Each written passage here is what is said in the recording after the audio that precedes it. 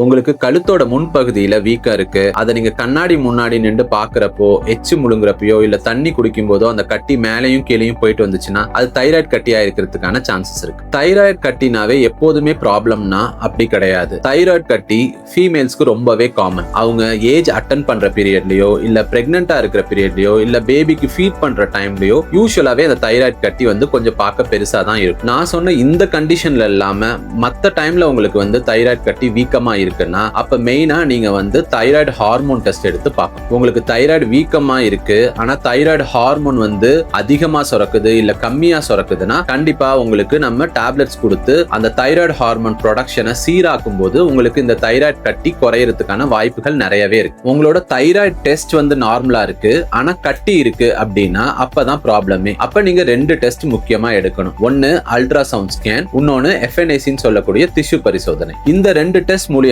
தான் உங்களுக்கு வரக்கூடிய தைராய்டு ப்ராப்ளம் சாதாரண ப்ராப்ளமா இல்ல கேன்சராங்கிறத நம்ம கண்டுபிடிக்க முடியும். தைராய்டு கட்டியை பொறுத்த வரைக்கும் அது சாதாரண கட்டியா இருந்தாலும் சரி, கேன்சர் கட்டியா இருந்தாலும் சரி, உங்களுக்கு சர்ஜரி தான் தேவைப்படும். ஏன்னா அது அதிகமா வளரக்கூடிய வாய்ப்பும் இருக்கு, பின்னாடி அது கேன்சரா மாறுறதுக்கும் வாய்ப்பு இருக்கு. தைராய்டு சர்ஜரிங்கிறது ஒரு மேஜர் சர்ஜரி தான். ஏன்னா தைராய்டு ரொம்ப க்ரூஷியலான ஸ்ட்ரக்சர்ஸ்க்கு பக்கத்துல இருக்கு. இருந்தாலும் நீங்க ஒரு நல்ல எக்ஸ்பீரியன்ஸ் இருக்கிற சர்ஜன்ட்ட பண்ணிக்கும் போது எந்த காம்ப்ளிகேஷன்ஸ் இல்லாம நல்ல விதமா நீங்க தைராய்டு சர்ஜரி பண்ணிக்கலாம்.